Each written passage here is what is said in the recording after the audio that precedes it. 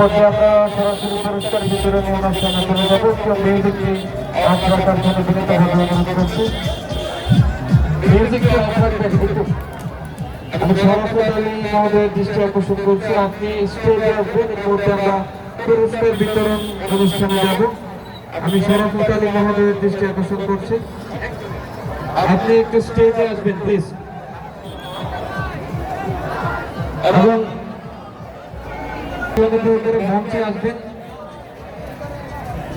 আজকের এই খেলার ম্যান অফ দ্য ম্যাচ নির্বাচিত হয়েছে তমিজ উদ্দিন ডেকোরেটর ফুটবল একাদশের দলীয় খেলোয়াড় জার্সি নাম্বার 8 পিয়াস।